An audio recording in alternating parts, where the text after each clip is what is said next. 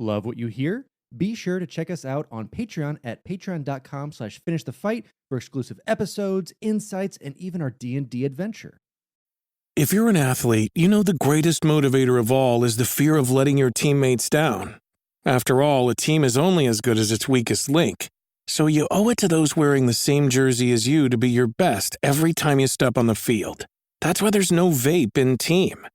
When you vape, you can expose your lungs to toxic chemicals that can damage your lungs.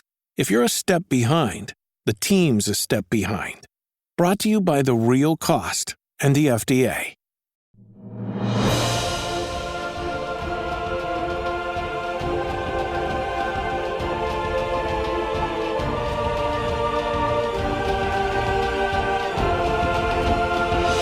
Welcome back to Finish the Fight, a gaming podcast, where we produce and develop the highest quality gaming research in podcast form. I am your host, Alex Kendall. And I'm your host, Derek Baker. And today we're talking about the granddaddy of all games, the bigger than big, some may say the start of it, Dead Rising. Well, of course, we will get to that eventually. But today we're going to be talking about Grand Theft Auto 5. This game has been out for so long now, I don't even remember being hyped for it anymore at this point. It feels like a game that has entered a different realm in terms of gaming. It's been across so many consoles. I mean, when we played this originally, we did a little bit of the online play, but we were playing that on our Xbox 360. So let's get right to it and talk about Grand Theft Auto 5, which is a 2013 action-adventure game developed by Rockstar North and published by Rockstar Games. It is the 7th main entry in the Grand Theft Auto series, following 2008's Grand Theft Auto 4 and the 15th installment overall. Set within the fictional state of San Andreas, based on Southern California, the single-player story follows three protagonists: retired bank robber Michael DeSanta, street gangster Franklin Clinton, and drug dealer and gunrunner Trevor Phillips, and their attempts to commit heists while under pressure from a corrupt government agency and powerful criminals. The open-world design lets players freely roam San Andreas' open countryside in the fictional city of Los Santos, based on Los Angeles. The game is played from either a third-person or first-person perspective, and its world is navigated on foot and by vehicle. Players control the three lead protagonists throughout the single player, and switch among them both during and outside missions. The story is centered on the heist sequences, and many missions involve shooting and driving gameplay. A wanted system governs the aggression of law enforcement response to players who commit crimes. Grand Theft Auto Online, the game's online multiplayer mode, lets up to 30 players engage in a variety of different cooperative and competitive game modes. The game's development began around the time of Grand Theft Auto 4's release and was shared between many of Rockstar studios worldwide.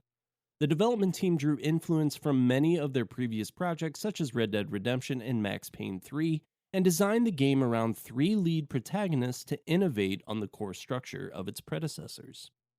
Much of the development work constituted the open world's creation, and several team members conducted field research around California to capture footage for the design team. The game's soundtrack features an original score composed by a team of producers who collaborated over several years.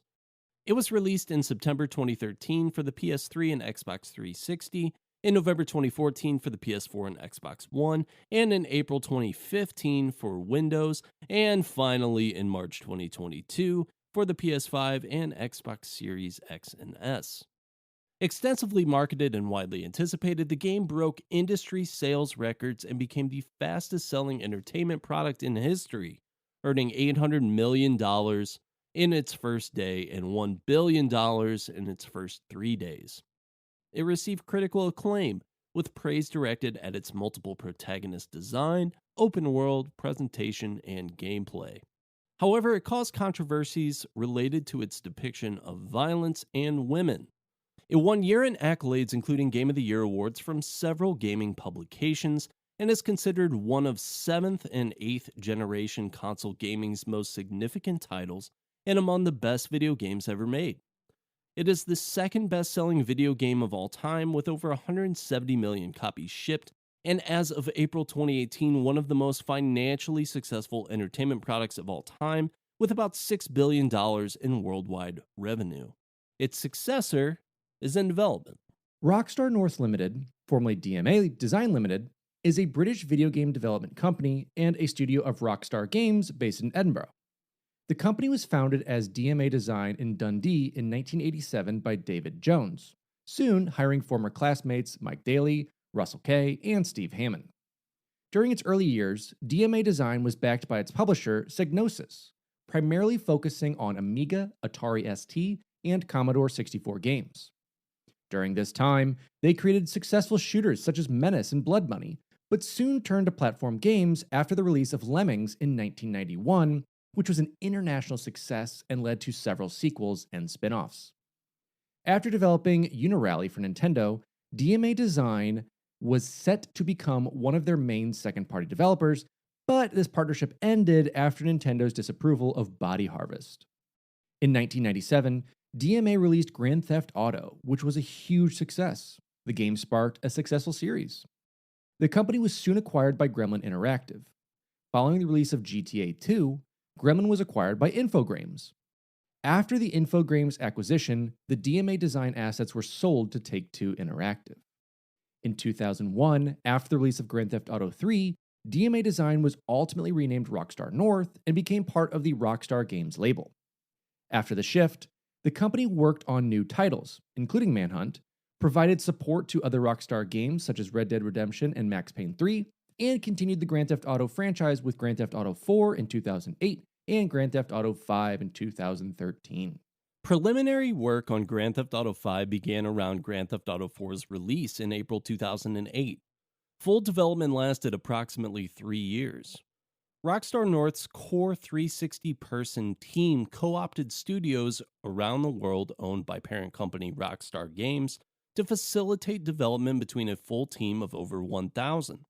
These included Rockstar's Leeds, Lincoln, London, New England, San Diego, and Toronto studios. Technical director Adam Fowler said that while development was shared between studios in different countries, the process involved close collaboration between the core team and others. This was necessary to avoid difficulties if studios did not communicate with each other, as many game mechanics work in tandem. Game development ceased by August 25, 2013, when it was submitted for manufacturing. Media analyst Arvind Bhatia estimated the game's development budget exceeded $137 million, and the Scotsman reporter Marty McLaughlin estimated that the combined development and marketing efforts exceeded £170 million, or $265 million, making it the most expensive video game ever made at its time. The proprietary Rockstar Advanced Game Engine, or RAGE, was overhauled for the game to improve its draw distance rendering capabilities, and the Euphoria and Bullet engines handle further animation and environment rendering tasks. The team found they could render the game world with greater detail than in Grand Theft Auto 4 because they had become familiar with the PS3 and Xbox 360's hardware. Art director Aaron Garbett said that while the console's aging hardware were tiring to work with, the team could still render detailed lighting and shadows and maintain a consistent look. Vice President Dan Houser felt working on Grand Theft Auto 4 with relatively new hardware was a challenge, but the team had since learned to develop for the consoles more efficiently. The PS3, 4, and Xbox One versions fit onto one Blu-ray disc. Xbox 360 copies were distributed on 2 DVDs and required an 8GB installation on the hard disk drive or external storage device, while the Microsoft Windows version takes up 7 DVDs. The team asserted any differences between the PS3 and Xbox 360 versions would be negligible. Initial work on Grand Theft Auto 5 constituted the open world creation, where preliminary models were constructed in-engine during pre-production. The game's setting is the fictional U.S. state of San Andreas and city of Los Santos, based on Southern California and Los Angeles, respectively. San Andreas was first used as Grand Theft Auto San Andreas' setting, which featured 3 cities separated by open countryside. The team thought the ambition of including 3 cities in San Andreas was too high, as it did not emulate the cities as well as they had hoped.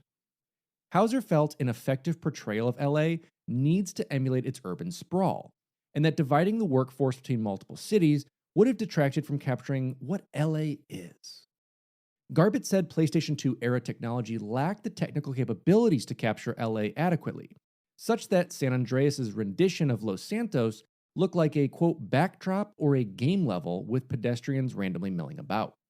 The team disregarded San Andreas as a departure point for Grand Theft Auto 5 because they had moved on to a new generation of consoles and wanted to build the city from scratch.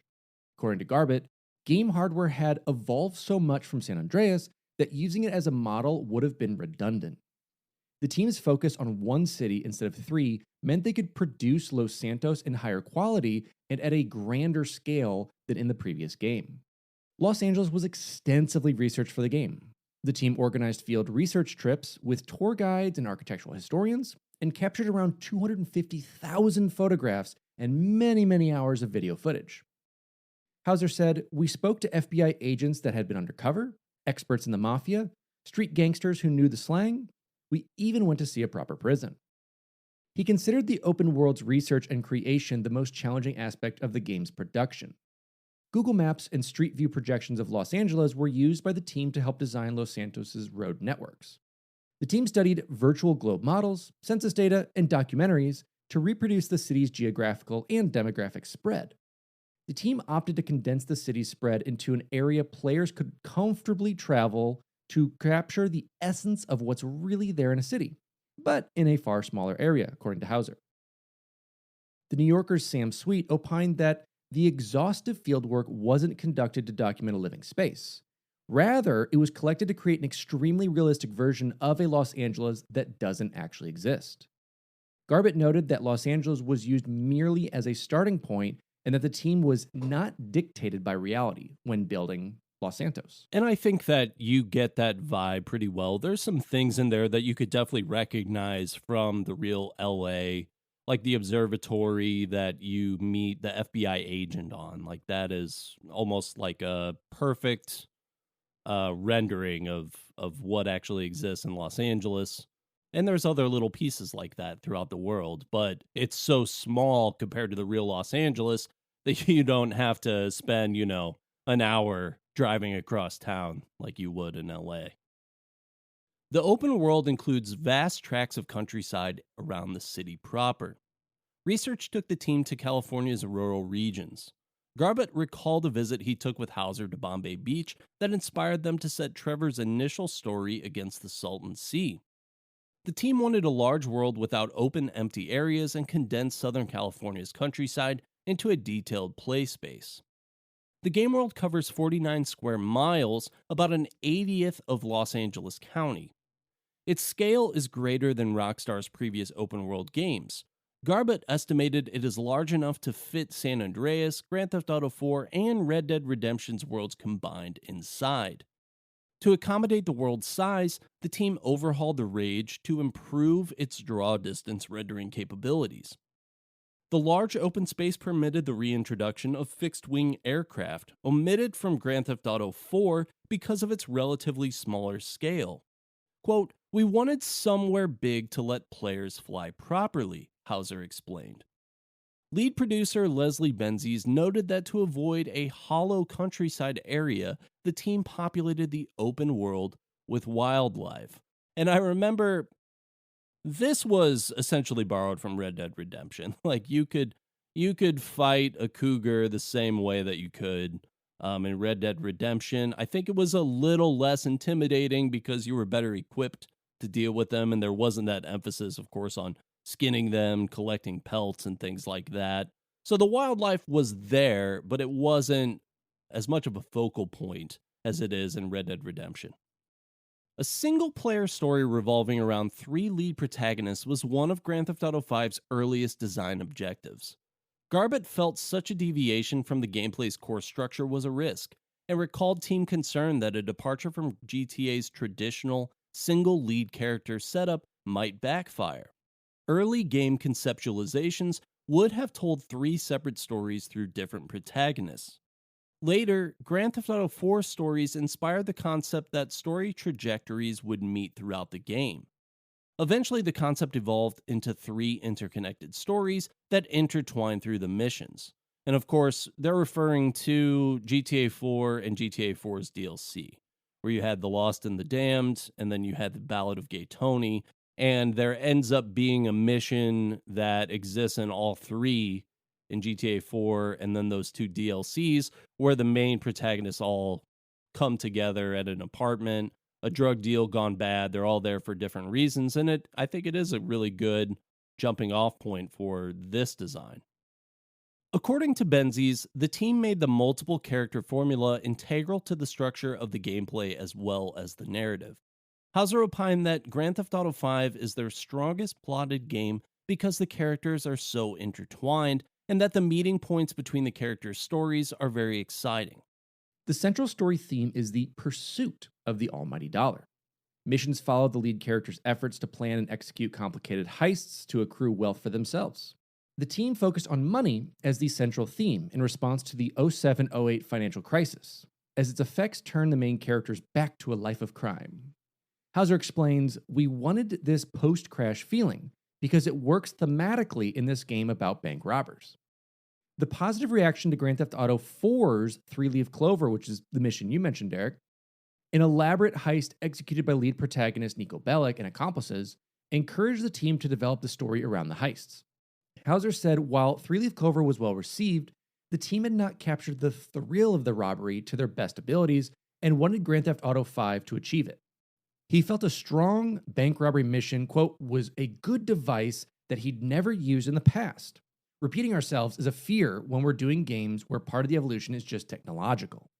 The game has players controlling three characters, Michael DeSanta, Franklin Clinton, and Trevor Phillips. The team wrote each character to embody a game protagonist archetype. Michael represents greed, Franklin ambition, and Trevor insanity. Hauser felt Michael and Trevor were written to juxtapose each other, with Michael like the criminal who wants to compartmentalize and be a good guy some of the time, and Trevor the maniac who isn't a hypocrite. He considered that the three lead characters helped move the game's story into more original territory than its predecessors, which traditionally followed a single protagonist rising through the ranks of a criminal underworld. Ned Luke portrayed Michael, Sean Solo Fontano portrayed Franklin, and Stephen Ogg portrayed Trevor. Fontano first became aware of the acting job through his friend DJ Pooh, who worked on San Andreas and was involved in Grand Theft Auto V's music production. When Ned Luke's agent advised him of the casting call, he initially did not want to audition for the part because it was in a video game. After reading the audition material and learning more about the project, he became interested, and he reflected, "I went immediately after reading the material from I'm not doing it to nobody else is doing it. It was just brilliant." During the initial audition process, Ogg noticed on-set chemistry between him and Luke, which he felt helped secure them the roles. Quote, "When Luke and I went in the room together, we immediately had something." While the actors knew their auditions were for Rockstar Games, it was not until they signed contracts that they learned it was a Grand Theft Auto title. Work for the actors began in 2010. Their performances were mostly recorded using motion capture technology. Dialogue for scenes with characters seated in vehicles was recorded in studios. Because the actors had their dialogue and movements recorded on set, they found their performances no different to film or television roles. Their dialogue was scripted such that they could not ad-lib. However, with directorial approval, they sometimes made small changes to their performances. To prepare for his role as Michael, Luke gained 25 pounds and studied Rockstar's previous games, starting with Grand Theft Auto 4. He considered Michael's characterization to be an amalgamation of Hugh Beaumont's portrayal of Ward Cleaver in the American sitcom Leave It to Beaver and Al Pacino's portrayal of Tony Montana in the 1983 film Scarface. Ogg felt Trevor's characterization developed over time. He said, quote, "Nuances and character traits that began to appear, his walk, his manner of speech, his reactions, definitely informed his development throughout the game." Ogg cites Tom Hardy's portrayal of English criminal Charles Bronson in the 2008 biopic Bronson as a strong stylistic influence. He opined that while Trevor embodies the violent, psychopathic Grand Theft Auto anti-hero archetype, he wanted to evoke player sympathy to Trevor's story. Quote, "To elicit other emotions was tough, and it was the biggest challenge, and it's something that meant a lot to me," Ogg explained. Fontano felt growing up in South Los Angeles and being exposed to drug trafficking and gang culture authenticated his portrayal of Franklin with, quote, "I lived his life before. He's been surrounded by drugs, crime, living with his aunt. I lived with my grandmother. So there was a lot of familiarity." Fontano said, having not worked as an actor since portraying Face in the 2001 film The Wash, he sought counsel from Luke and Og to refine his acting skills. Grand Theft Auto V's multiple protagonist design was envisioned to improve the series' core mechanics. The team sought to innovate game storytelling and negate stale familiarity by not evolving the gameplay's core structure. Grand Theft Auto V's multiple protagonist design was envisioned to improve the series' core mechanics. The team sought to innovate game storytelling and negate stale familiarity by not evolving the gameplay's core structure. With, quote, "We didn't want to do the same thing again," Hauser said. The multiple protagonist idea was first raised during San Andreas' development, but hardware restrictions made it infeasible. Garbutt explained, quote, "It didn't work from a tech point of view because the three characters need 3 times as much memory, 3 types of animation, and so on." After Grand Theft Auto 4's release, the team developed The Lost and Damned and The Ballad of Gay Tony, episodic content packages that followed new protagonists. The 3 interwoven stories received positive remarks, so the team structured Grand Theft Auto 5 around that model. The development team found that players experience greater freedom when controlling 3 characters and missions. Lead mission designer Imran Sarwar felt they opened up more strategic maneuvers. He cited a combat scenario where Michael sets up at a sniper outpost to cover Trevor, who makes a frontal assault on the enemy position, while Franklin manipulates flank points. Benzies felt character switching streamlines the interplay between free roam and linear mission gameplay, as it eliminates San Andreas' cumbersome long-distance drives to mission start points. Players may explore the whole map without having to worry about the long drive back, according to Benzies. Hauser noted the mechanics used during missions negated long drives as well. The team implemented dynamic mission content throughout the open world, a feature borrowed from Red Dead Redemption. Dynamic missions present themselves while players explore the open world and may be accepted or ignored. In Los Santos, for example, players may encounter an armored van and try to intercept it to steal its contents.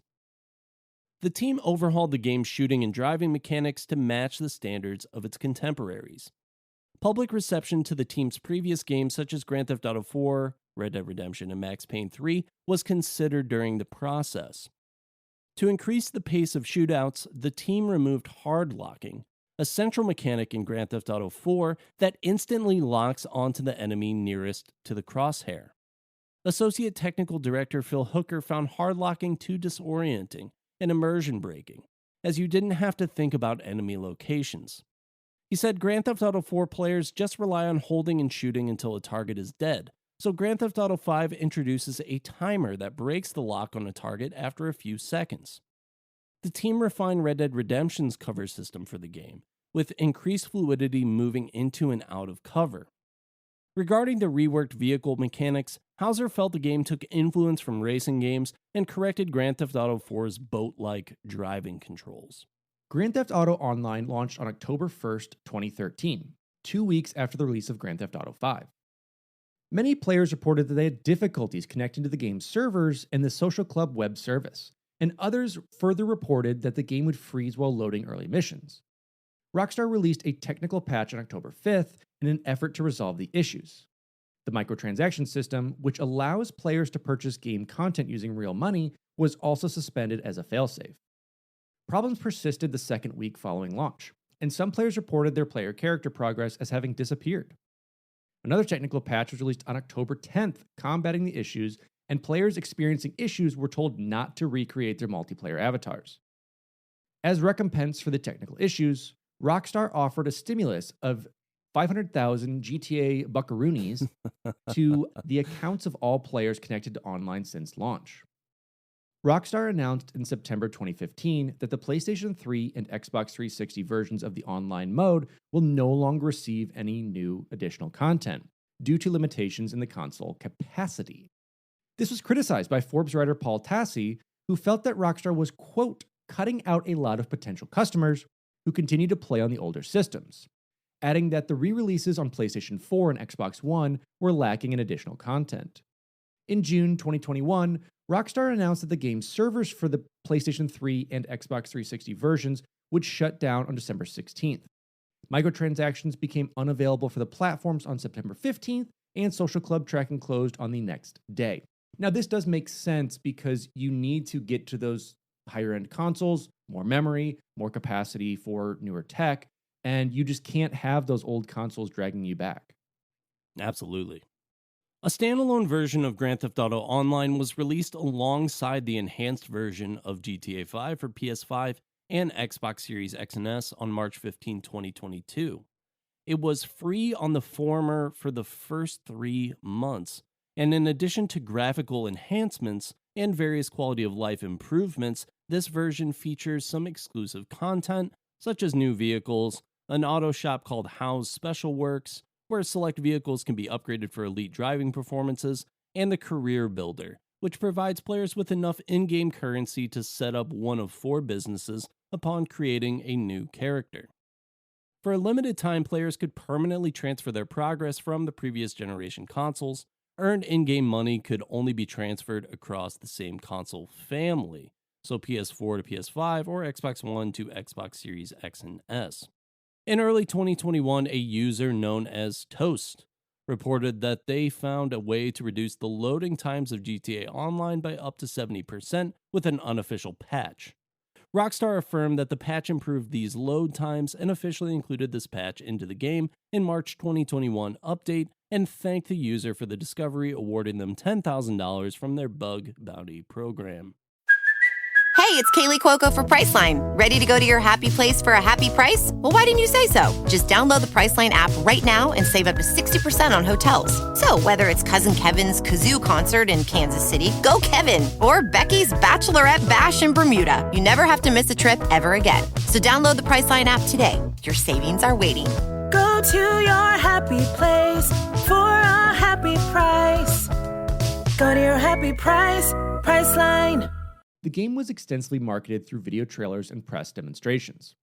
On November 2nd, 2011, a week after the announcement, the debut trailer was released.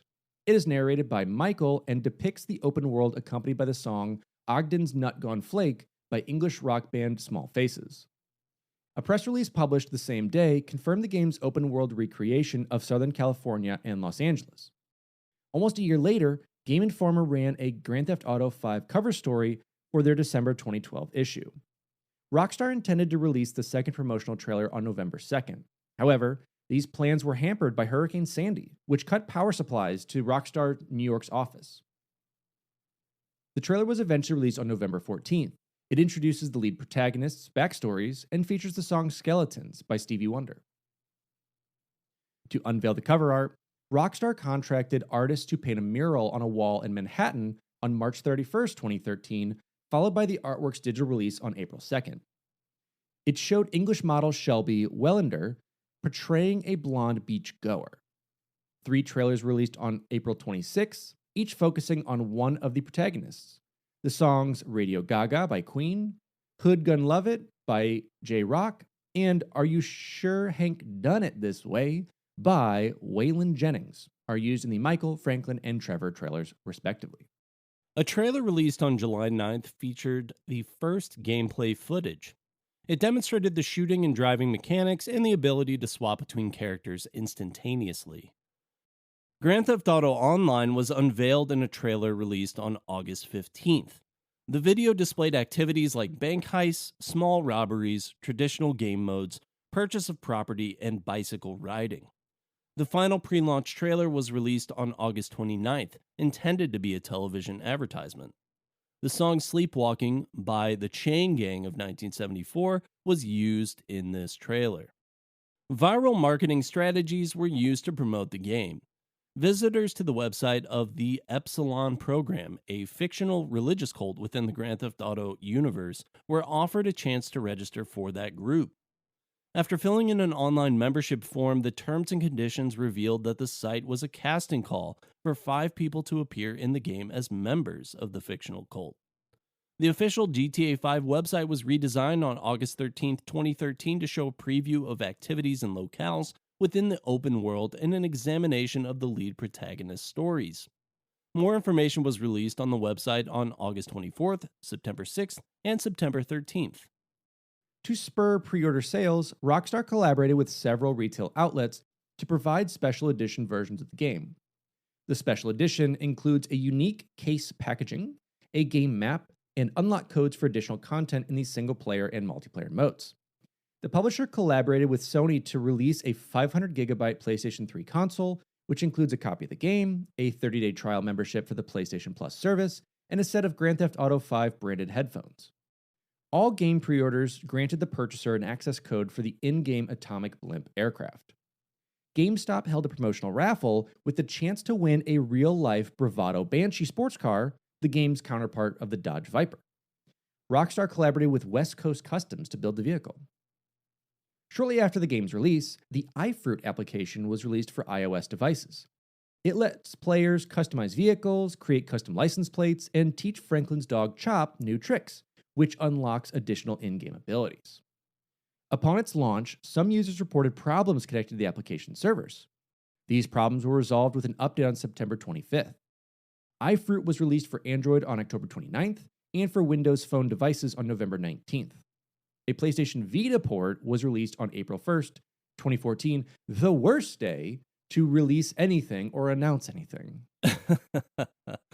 Well, it probably makes sense for the PlayStation Vita, right? No offense to the Vita truthers out there, but we've moved on. The Switch changed the game. Now we know what we want in our handhelds.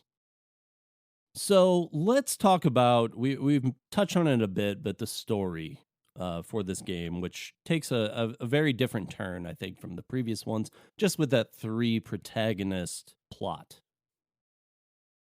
In 2004, Michael Townley, Trevor Phillips, and Brad Snyder partake in a failed robbery in Londendorf, North Yankton, resulting in Michael being presumed dead. 9 years later, Michael lives with his family in the city of Los Santos under the alias Michael DeSanta, having made a secret arrangement with the Federal Investigation Bureau, or the FIB, and specifically Agent Dave Norton, to stay hidden.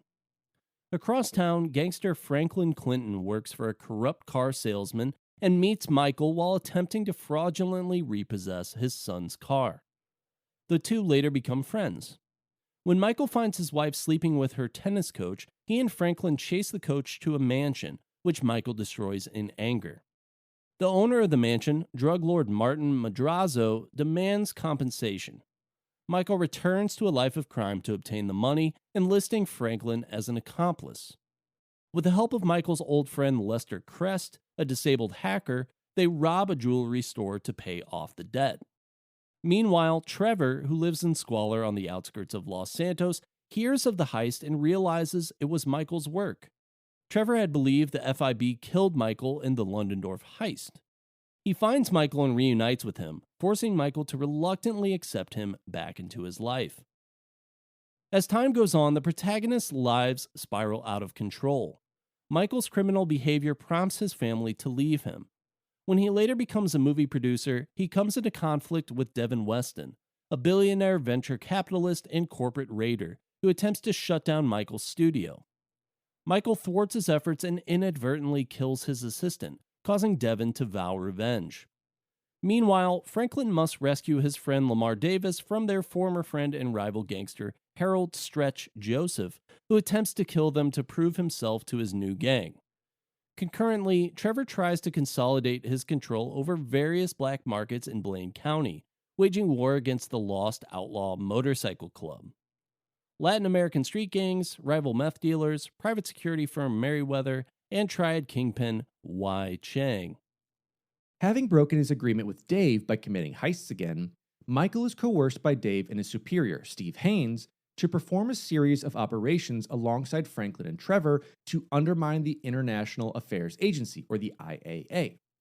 Under Steve's direction and with Lester's help, they attack a convoy carrying funds for the IAA and steal an experimental chemical weapon from an IAA lab.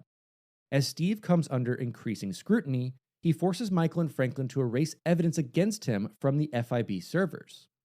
Michael takes the opportunity to wipe the data on his activities, destroying Steve's leverage over him. After reconciling with his family, Michael starts planning his final heist with Trevor, Franklin, and Lester, raiding the Union Depository's gold bullion reserve. However, Trevor discovers that Brad was not imprisoned as he was led to believe, but killed during the Ludendorff heist and buried in the grave marked for Michael.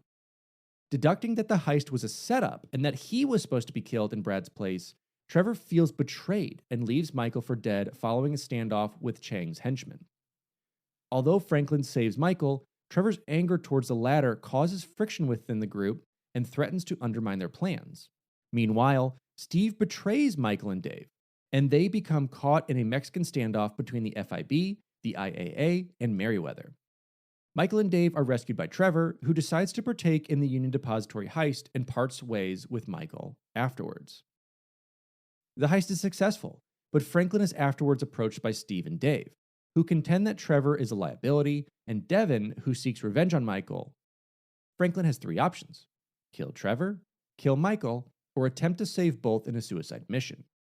Should Franklin choose to kill either Michael or Trevor, he ceases contact with the man he spares and returns to his old life. Otherwise, the trio, aided by Lamar and Lester, withstands an onslaught from the FIB and Merryweather before going on to kill Chang, Stretch, Steve, and Devin. Michael and Trevor reconcile, and the three protagonists cease working together, but remain friends, as every great story should be. And this is really where we see the choose your own ending actually have an effect on it. It actually does affect the ending for it.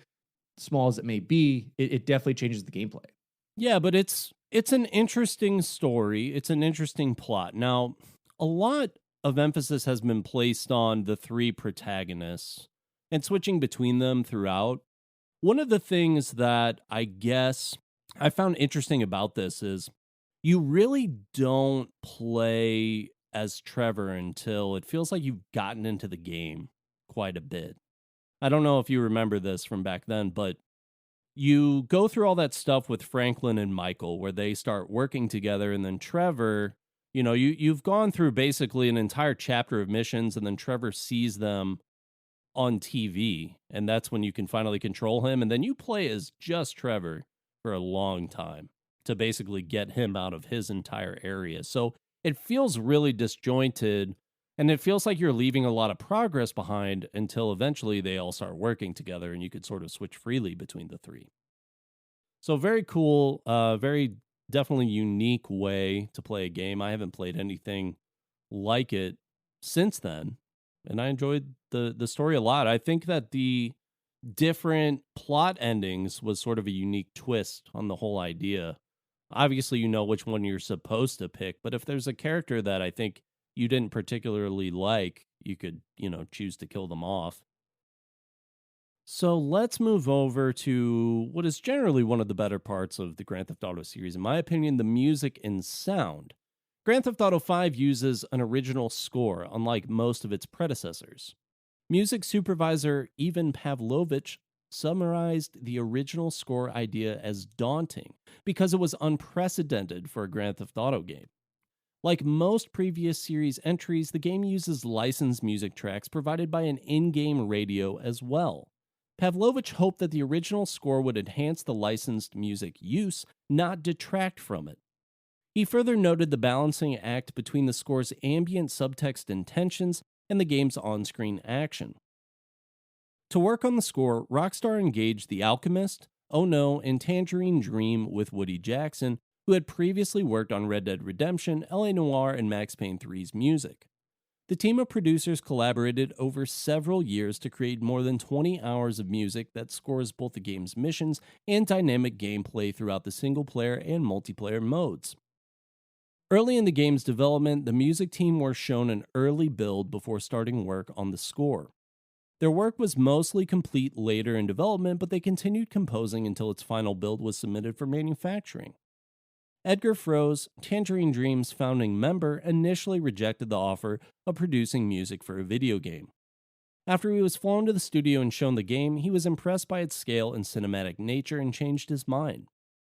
Froese's first 8 months of work on the score produced 62 hours of music. He recorded with Tangerine Dream in Austria, but further work was conducted at Jackson's United States studio, which The Alchemist and Oh No used as well. Jackson's initial role was to provide score for Trevor's missions, and he took influence from artists such as the Mars Volta and Queens of the Stone Age. When he learned that the team would be building off each other's work, he voiced concern that the finished product could be disjointed. After sharing his work with the team, he was particularly impressed by Froze's contributions, with, quote, Edgar evolved the music, made it into a whole other thing, Jackson said. Froze had interpolated funk sounds with Jackson's hip hop. Froze and Jackson then sent their work between The Alchemist and Oh No, who heavily sampled it. The Alchemist opined, quote, we were sampling, taking a piece from here, a piece from there. We pitched stuff up, chopped it, tweaked it. Then we chose the tracks that worked and everyone came in and layered on that. DJ Shadow then mixed the team's creations together and matched it to the gameplay. Pavlovich considered, quote, how to make the hip-hop and rock score not sound like they were instrumentals of songs on the radio, but rather something unique to the score, a challenge. Pavlovich found that while Rockstar assigned the team missions to write music for, some of their random creations influenced other missions and sparked inspiration for further score development. He discussed a STEM-based system used to make music fit dynamic game factors, where the team would compose music to underscore outcomes players could make immediately after completing missions. Each of these stems, Froze reflected, included up to 62 5-minute WAV files, which were sent to Pavlovich in New York. He then created, very professionally, a mixdown for each of the 8 stems needed for a mission and sent out the material to the other artists involved, Froze elaborated. Ono drew from scenes within the game to make his work feel contextually pertinent with the action on screen. The iconographic introduction of Los Santos early in the game, for example, inspired him to, quote, create a smooth West Coast vibe that embodied the city. He supplied horns, electric and bass guitars, and percussion parts to fit with the car chase scene. We wanted everything to set the right tone, he explained. The Rockstar team wanted to synergize the game world's depiction of California with the radio stations by licensing tracks that imparted an appropriate Cali feel. Pavlovich noted that Los Angeles' cultural saturation of pop music necessitated the nonstop pop FM station. He said that the first time you get off an airplane in LA and you hear the radio and the pop just seeps out, we wanted that. It really connects you to the world. He felt that greater discernment was required for licensed music choices than in Grand Theft Auto 4 because GTA 5's music plays a pivotal role in generating Californian atmosphere. Music reflects the environment in which the game is set, he said. Initially, the team planned to license over 900 tracks for the radio, but they refined the number to 241. The tracks are shared between 15 stations, with an additional 2 talk-back stations and a radio station for custom audio files on the PC version. Some tracks were written specifically for the game, such as rapper and producer Flying Lotus's original work, composed for the Fly Low FM station he hosts. Pavlovich noted how the team would first develop an idea of what each station would sound like, and then select a DJ to match the station's genre, such as Kenny Loggins, who hosts the classic radio station Los Santos Rock Radio. He felt that to strike a balance between the radio and the score was a meticulous process and cited a scenario where players would drive to a mission objective while listening to the radio, with the score taking over once players left the vehicle and proceeded to the mission's next stage. Since the game's location is modeled on Southern California, the developers attempted to create an accurate representation that represented that region. Production of the soundtrack also consisted of licensing music for the radio stations and selecting a disc jockey that matches the genre of music the station hosts. The soundtrack consists of a wide variety of radio stations that play different genres of music, including reggae, hip-hop, hardcore punk, pop, and country. In September 2014, it was announced that new songs would be added to some of the radio stations in the next-gen releases of the game. The music of Grand Theft Auto 5 was released digitally on September 24th, 2013 in 3 volumes, including an original score composed for the game in addition to selections from songs that were licensed for the in-game radio. The retail version of the soundtrack was released on December 9th, 2014 for CD and vinyl through Mass Appeal Records. In the context of the game, the music of Grand Theft Auto 5 was well received. Jim Sterling of Destructoid considered the game's sound design impeccable. directing praise at the score. The staff at Edge wrote that the licensed music enriches Los Santos' already remarkable sense of space, and considered that the original score enhanced the atmosphere of the gameplay, retrospectively noting it's only in replaying GTA 5's missions that you come to appreciate the complexity and power of the Rockstar's bespoke dynamic score, whose rhythms do so much to achieve that age-old video game goal of creating the sensation of playing a movie. Carolyn Petit of GameSpot also thought that the score lends missions more cinematic flavor, while Jeff Gerstmann of Giant Bomb said that the score helped enhance dramatic tension during missions. Kevin McDonald of IGN commented that the licensed music had been selected well, and agreed that the original score builds tension on missions. Alex Young of Consequence of Sound considered the score dynamic to say the least, praising the music for its appropriation within the game. He concluded that the team have crafted an entertaining blend of musical tastes that everyone can get on board with. The album peaked at 11 on Billboard's top soundtracks charts in the week of October 12, 2013. During a September 2009 earnings call, Take-Two Interactive CEO Strauss Zelnick was asked about Grand Theft Auto V, the purported next game in the series. He replied, "We're not going to announce it. We're not going to announce when we're going to announce it, and we're not going to announce a strategy about announcing it, or about when we're going to announce it either, or about the announcement strategy surrounding the announcement of the strategy." That November, Hauser discussed with The Times his work on the series and the process that would be undertaken for the next Grand Theft Auto game. He expressed plans to co-write a 1,000-page script and said that when developing a new game, the team typically created a city and then developed the lead cast.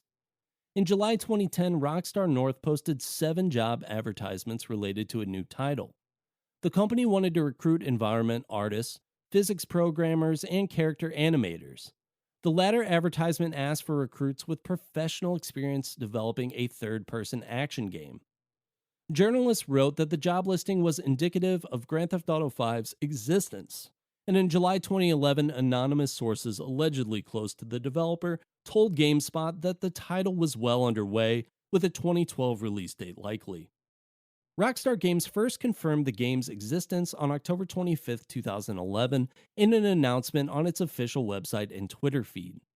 Take-Two Interactive's share price subsequently increased by 7%. Journalists said the announcement ignited significant anticipation within the gaming industry, which they owed to the series' cultural significance. The game did not meet its original projected March to May 2013 release date, but by October 30th, 2012, promotional posters had spread to the internet, and a listing by the retailer Game had leaked the projected release date. Rockstar announced a scheduled Q2 2013 release that day and began accepting pre-orders on November 5th. Now, when we're talking about the releases, we really want to talk about the re-releases, the ports, the further-ons, the Skyrims, some might say. The enhanced version for PC, PlayStation 4, and Xbox One features an increased draw distance, finer texture details, denser traffic, upgraded weather effects, and new wildlife and vegetation. It features more than 162 new songs across the game's radio stations. Players could transfer Grand Theft Auto Online characters and progression between some platforms and gain exclusive activities in-game discounts on weapons and vehicles.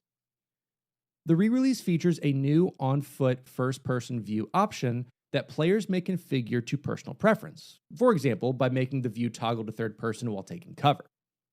Animation director Rob Nelson said that a first-person option was raised during PS3 and Xbox 360 development, but their relatively smaller banks of memory were already being pushed, such that adding new first-person animations would have inhibited the open-world render. According to Nelson, the first-person view required more development effort than simply repositioning the camera, because of the need to adapt combat to a different view. The weapons were upgraded to higher resolution, and new animations included weapon recoil, reload, and switch were added. "I think we created 3,000 animations on weapons alone," said Nelson. The PS4 version used the DualShock 4's touchpad to navigate camera options and speaker to play smartphone calls, while the Xbox One controller's impulse triggers may rumble while players use vehicles. The PC version features the Rockstar Editor, a replay editor that lets players create video clips of their gameplay. It features a director mode that lets players record footage with various characters that speak and perform contextual actions at will. Players can adjust the time of day and weather settings, and use cheat codes to access more cinematic effects. An editing suite lets players add music from the game's soundtrack and score, and access various depth of field and filters settings. Finished works may be uploaded directly to YouTube and entered into Rockstar Games Social Club contests. Later, the PlayStation 4 and Xbox One versions received the Rockstar Editor through a free title update, which added various features such as expanded sound effects and text-style libraries across all three platforms. Art director Aaron Garbett said the addition of first-person inspired the enhanced version's graphical upgrade. Remodeled cars feature interior effects including functional speedometers, fuel gauges, and dashboard handbrake lights.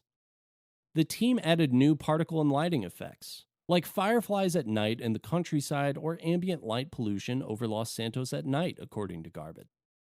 Red Dead Redemption inspired the team to add more vegetation to break up the hard edges and straight lines of the open world.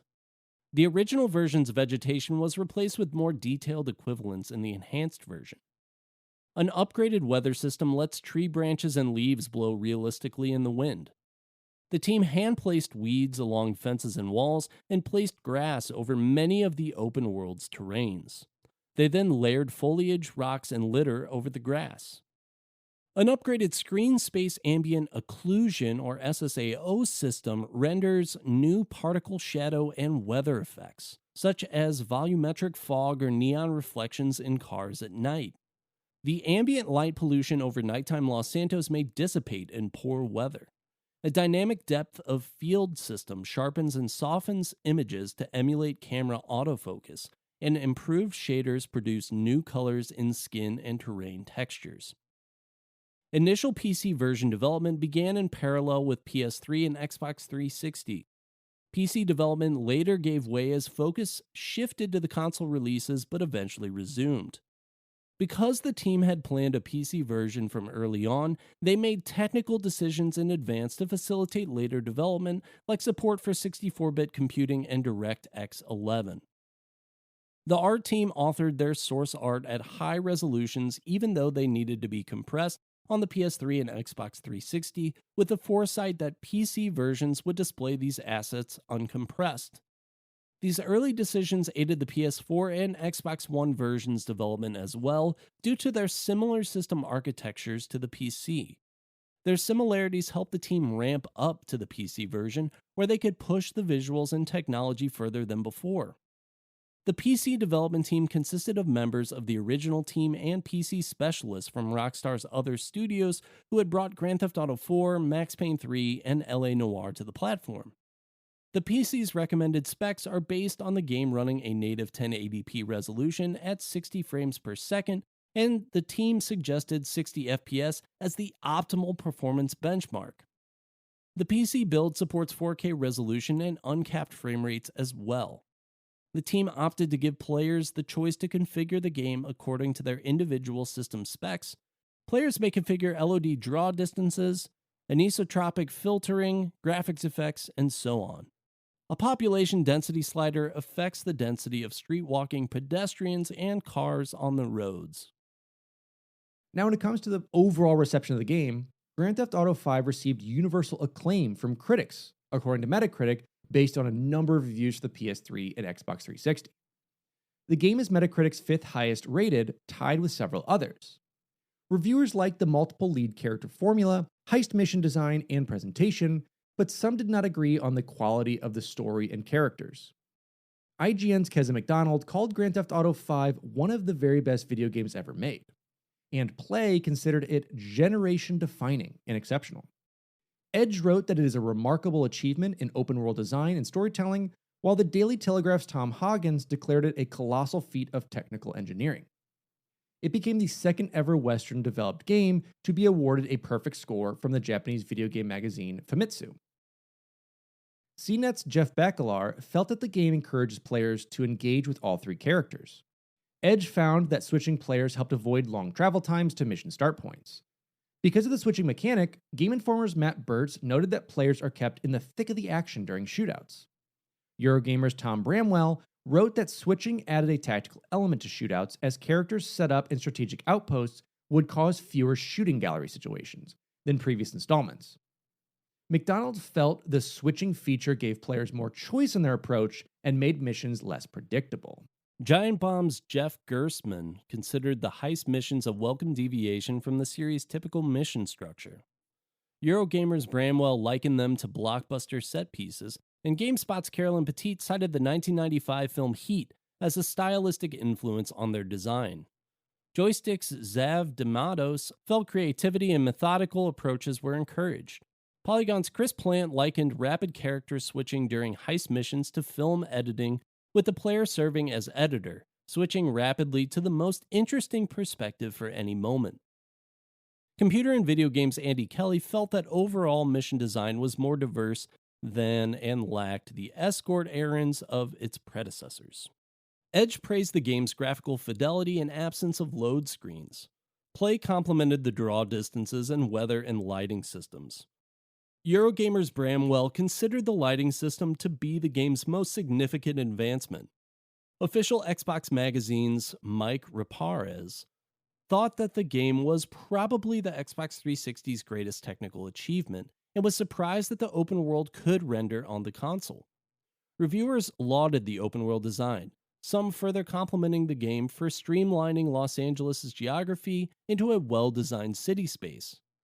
Game Trailer's Brandon Jones considered the LA emulation authentic and the open world full of voice and personality. IGN and PlayStation Official Magazine made favorable comparisons between Los Santos and Grand Theft Auto 4's Liberty City. OXM's Raparez felt Los Santos surpassed the gray and gritty Liberty City, and reviewers praised the world's satire of contemporary American culture. OPM's Joel Gregory opined that the scathing social commentary is, of course, present and correct. Many reviewers found the land-based vehicles more responsive and easier to control than in previous games. Game Informer's Burtz explained that cars have a proper sense of weight, while retaining the agility necessary for navigating through traffic at high speeds. In addition to the vehicle handling, most reviewers noted the shooting mechanics were tighter than they had been in previous games, but Destructoid Sterling felt that in spite of the improvements, auto-aim was twitchy and unreliable, and cover mechanics still come off as dated and unwieldy. Some reviewers felt the game solved a persistent problem by adding mid-mission checkpoints, which is insanely important, so you don't have to start over again, being like, hey, I made it through an hour-long mission, I died, oops, do it all again. The story and characters, particularly Trevor, polarized reviewers. Some felt that the narrative was not as well written as previous Rockstar games, and cited Grand Theft Auto 4 and Red Dead Redemption's plot strengths. Okay, I don't know if I agree with Grand Theft Auto 4, but okay. Others thought that the protagonist's contrasting personalities gave the narrative tighter pacing. Games Radar's Hollander Cooper thought the game negated inconsistencies in the story of previous entries, whose lead protagonists had muddled morality. GameSpot's Petit considered Trevor in particular a truly horrible, terrifying, psychotic human being and a terrific character. Bramwell found Trevor shallow and unconvincing, and felt that his eccentricities hurt the narrative and overshadowed Michael and Franklin's character development. Joystick's D'Amatos faulted the protagonist's lack of likability for him, and found the ambivalence between Michael and Trevor a tired plot device as their conflict grew into a seemingly endless cycle. The escapist Greg Tito had difficulty connecting with the characters' emotions since they acted out of greed with no sense of morality and thus gave players little reason to support them. Now, I'm going to jump in and talk a bit about this. I disagree with most of this. I think as the characters are, we know that greed is a driving factor. I mean, there's no Walter White-esque thing in here that needs to be solved. It's just part of it. And I think saying that Trevor is just the worst character or a mistake is not it. You have basically two straight men in Michael and Franklin, and having Trevor be that comic relief and wildness, and showing that really the reason that Michael betrayed him way back when was because of this craziness and because he couldn't be with this. He just wanted to be part of his family. He wanted to take it away. So having this crazy guy come in and handle all this, I think is very, very important. Yeah. And, on that note, I kind of want to take it back because there was mention of the cultural significance of Grand Theft Auto and why there was such a significant hype around this. And the cultural significance of these games going back to when Grand Theft Auto 3 came out, it was just a game where you got to be the bad guy. And there weren't really games like that at that point. You were a bad guy. You were committing all these crimes. You weren't a hero trying to save everybody. You were doing things that other video games weren't doing. You were throwing people out of their cars.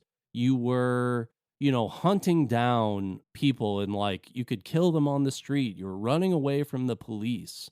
The whole game was cosplaying being a bad guy. And so to then in GTA 5 be like, okay, greed, I can't empathize with these characters because they're just totally motivated by greed and I'm not. It's like you, I think, are missing the entire point of the Grand Theft Auto series.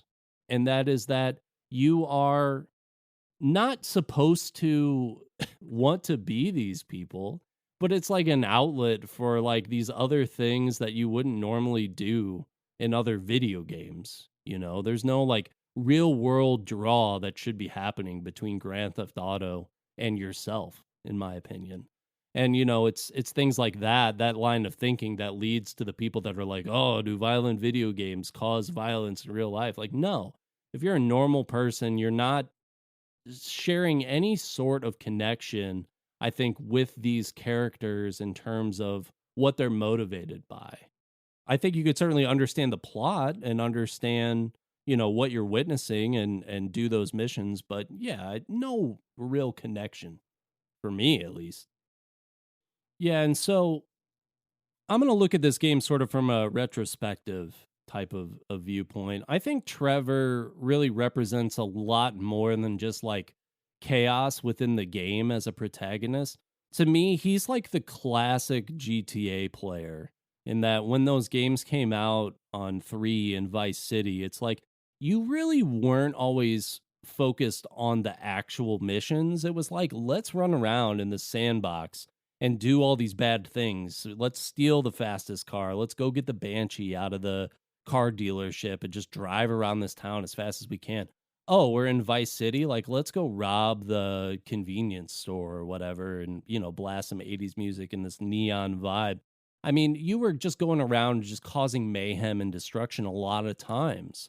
And the newer games have sort of tried to pull you away from that and make it more of a good experience, I think, to go into those missions. And I think that they were able to do that because the gameplay improved so much. Those early games, the targeting system was bad. It was hard to really beat those games a lot of times. I think San Andreas was really the first one that had a more easily beatable story throughout. And then 4 got easier. And then, of course, 5 being the easiest just because it has the smoothest gameplay elements.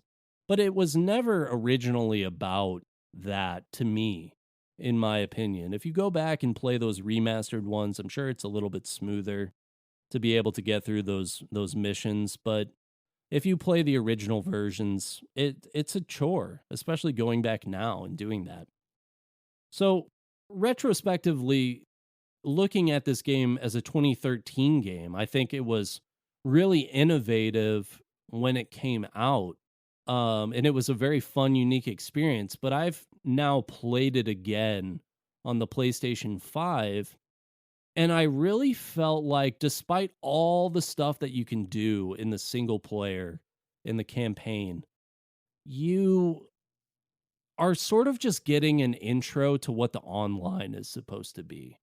And I think that's where I take a lot of issue with it, is that looking back on this, we were promised a lot in the single player, all these like additional heists, and you sort of get a taste for that stuff in the single player, but then it just sort of kind of encourages you like, hey, go online. And you see where they did add those little details in the environment and added some more music and did the first person view to like give you these different experiences of playing that again. But the stuff that I really wanted to see was those true, like, expansive heists that you could plan and pull off. And, they really ended up just being so story driven and so locked in that it never really felt like we got what we were promised in that regard. And that bums me out a little bit just looking back on it. But there's so much great stuff about this game. I mean, it plays really, really great. The customization is great. Being able to switch characters in the missions, sometimes you're forced to do it and sometimes you're not. You can roll up to a mission as Franklin or Trevor or Michael, just depending on what character you prefer to play. There's definitely elements where it's like Michael in the middle of the plot loses his car and is driving like a little rental that's not as cool as his normal car because his son took it when his family leaves. And so it's like, if you don't want to roll up to the mission on that, maybe you want to be Franklin and drive a motorcycle. Maybe you want to be Trevor and roll up blaring punk music, in his crazy truck vehicle. You're able to sort of cosplay within the game and just like play, these different roles in the way that you want to play them. If you're feeling like that old chaotic Grand Theft Auto sense, like play as Trevor. If you miss that San Andreas vibe, like play as Franklin. And if, you want to like basically pretend maybe you're like a middle-aged dad playing Grand Theft Auto, you could be Michael and just hop into the game. And that's the one that you connect with the most in terms of like, here's the outlet for you. For me, this game is like an 8 out of 10, just looking back on it. I think it does a lot of things really, really well. I think that the three protagonist idea hits and misses at different points throughout the game because you are forced to go out of that three protagonist cycle pretty frequently and just play as one character for long periods of time. And the times where you're switching in missions, there's not really a lot of options for you to do it. You're just sort of forced to pick, okay, well, you have to be Trevor for this point. You have to be Michael for this part. So I think that some of that stuff is a little overstated in terms of what you're getting. But when they force you to do that, you are getting new objectives and it is putting you into the action. Now, I mean, I would say it's a perfect game. It's a perfectly flawed game. It is a game that on release had a lot of issues, online had a lot of issues, and you're still seeing things like job points, things like the heists that took forever to get in the game, and there are the flaws there. However, when it comes to story and funness, and we're talking retrospectively, it's well worth it. It's worth it to me. It's a fantastic, fantastic game overall. And it does deserve all the accolades that it does get. And, I'm excited for when we're 85 and getting Grand Theft Auto 6, maybe, that we'll have that same excitement with it. But we'll see. This was fun. Research for this episode was done by Alex and Derek. And the intro and outro music was written, recorded, given to us by our friend Evan Barr. And our lovely artwork was provided by Aaron Shattuck. And those are beautiful people as well. We want to thank our patrons. So if you want to check us out at patreon.com/finishthefight, you can see some of our rewards that we have there. And I want to thank a few select patrons today with Snide T-Bird, Nick Hyman, and Anthony Gooch. Thank you so much for your support. You can find this podcast on Apple Podcasts, Spotify, or most likely your favorite podcast listening platform. If you haven't yet, drop us a review. We love to hear from you. It helps us out a lot. And you can catch us over on Twitch. You can see me at twitch.tv/sourman70. That is twitch.tv/sourman70. As well as Derek over at twitch.tv/thebakerman247. That is twitch.tv/thebakerman247. You can follow us on Instagram or Twitter. We're also on Discord. There's a link to join that below. Talking about video games, TV, food, pets, summer. What are you doing right now? Having a good time? Let us know. And with that, this and that has been our coverage of Grand Theft Auto 5. What 10-year plus game should we cover next? Do you think this cycle is way too heavy in gaming? Like, should we have already had Grand Theft Auto 6 at this point? Who knows? let us know on our socials. Hit us up, and let's chat some more. As always, I am your host, Alex Kendall. And I am your host, Trevor Phillips. And this has been Finish the Fight, a gaming podcast.